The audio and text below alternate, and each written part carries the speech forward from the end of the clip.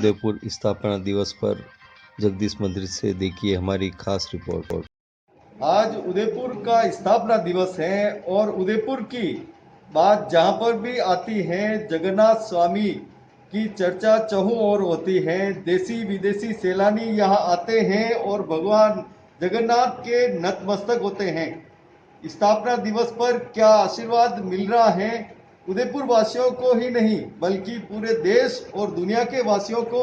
हम आज बात करते हैं जगदीश मंदिर के पुजारी हुक्मराज जी से।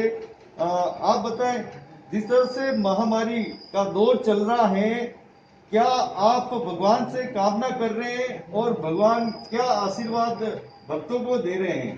जी। और श्री जगन्नाथ स्वामी की जय। और नमो जगन्नाथ स्वामी की जो उदयपुर की जो स्थापना है, उदयपुर की स्थापना जो है अक्षय तृतीया को है। महाराणा प्रताप के पिता श्री उदय सिंह जी ने पूरे मेवाड़ की जो उस जमाने में घोड़े पर बैठ कर सर्वे की थी, और उनको जो है क्योंकि चित्तौड़ के अंदर जो है चित्तौड़ किले के ऊपर बसा हुआ है और चित्तौड़ को घेर लेते हैं, मुगल सेना या दूसरी सेनाएं आके जो है चित्तौड़ का घेराव कर लेती थी, और चित्तौड़ में फिर जो है अंतिम जो है वो राशन वगैरह खाद्य सामग्री अस्त्र शस्त्रों की कमी हो जाती थी और फिर वो जो है हेराफेरी करनी पड़ती थी। तो इस प्रकार से जो है वह चित्तौड़ जो है युद्ध की दृष्टि से चित्तौड़ का किला जो है उनको विचार से जो उपयुक्त नहीं लगा। उन्होंने राजधानी को बदलने का जो है उनके दिमाग में आया और उन्होंने पूरे मेवाड़ का सर्वे करके उस जमाने में घोड़े पर बैठकर पूर्ण मेवाड़ का सर्वे किया, और इस अरावली उपत्यका के बीच में जो है उनको ये जगह पसंद आई, और उन्होंने देखा कि ये यहाँ जगह जो है चारों ओर पर्वतमालाएं हैं, एक तरह से प्रकृति की प्राचीर है, कोट की तरह बना हुआ है, और इसके बीच में अगर कोई नगर की स्थापना होगी तो वह पूर्ण रूप से सुरक्षित होगी। और इस तरह से यहाँ जो है जल की भी पर्याप्त सुविधा थी, पर्वतमालाएं थी, उपत्यका और वन वगैरह जंगल और ये सब प्रचुर मात्रा में थे।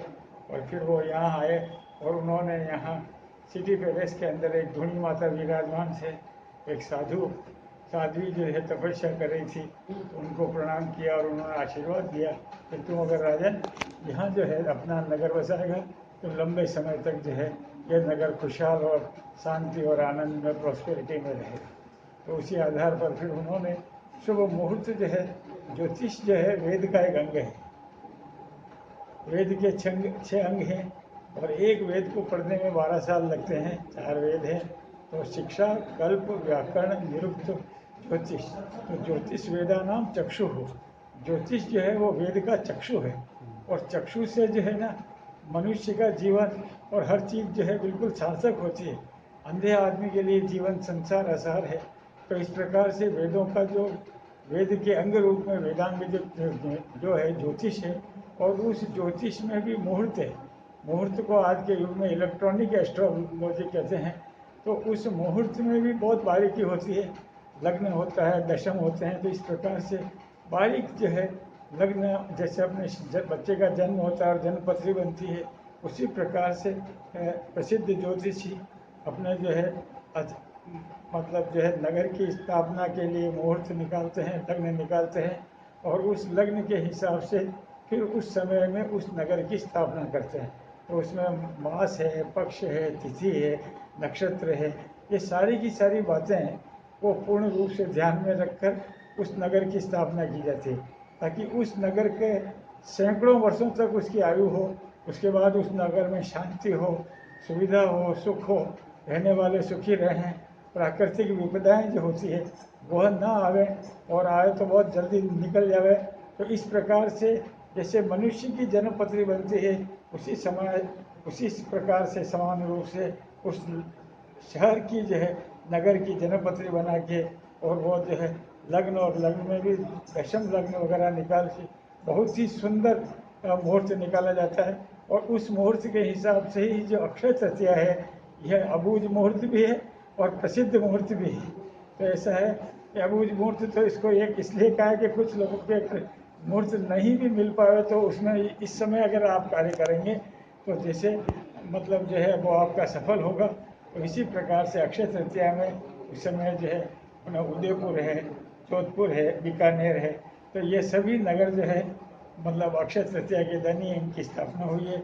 और प्रभु कृपा से और ज्योतिष के महत्व के हिसाब से ये नगर आज भी पल्लवित पुष्पित हैं और इनका जो है बहुत ही विस्तार हुआ है, विकास हुआ है। और बहुत कम संकट आए हैं, और संकट आए हैं तो वो भी धीरे धीरे करके निकल गए हैं। इसी प्रकार से ये लगभग 100-125 साल बाद यह संकट आया। इससे पहले जो है एक प्लेग और लाल बुखार करके 1912-18 के आसपास आए थे। तो इस प्रकार से जो है यह संकट, अभी जो कोरोना का संकट विश्वव्यापी महामारी आई है, तो भगवान श्री विष्णु की कृपा से, भगवान विष्णु का जो है एक सुदर्शन कवच है, एक नारायण कवच है, एक भगवान शिव का जो है अमोघ शिव कवच है। तो भगवान विष्णु का जो आयुध है उनमें से एक आयुध सुदर्शन चक्र है, और उस सुदर्शन चक्र का जो कवच है भगवान श्री विष्णु का एक नारायण कवच है, और जो है भगवान शिव का एक अमोघ शिव कवच है।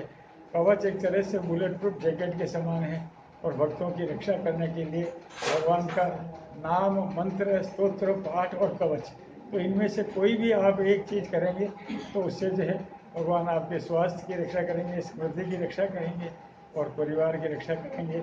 और मैं भगवान श्री जगन्नाथ स्वामी से, विष्णु भगवान से, इसे पूरी लोक मंगल की कामना से, सर्वे भवन्तु सुखिनः, सर्वे सन्तु निरामया, सर्वे भद्राणि पश्यन्तु मा कश्चित् दुःखभाग् भवेत्।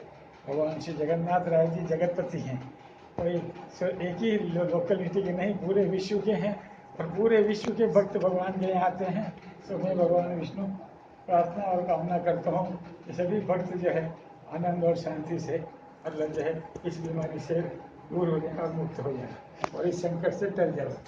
जय श्री कृष्ण। जिस तरह से आज भगवान से विशेष प्रार्थना की गई है कि उदयपुर तो सुरक्षित रहे ही, लेकिन देश और दुनिया के लोग भी इस महामारी के संकट से निजात पाए और पुनः उनका जीवन सुखमय और आनंदमय हो, ऐसी भगवान से प्रार्थना की है। और भगवान खूब आशीर्वाद आज प्रदान करे।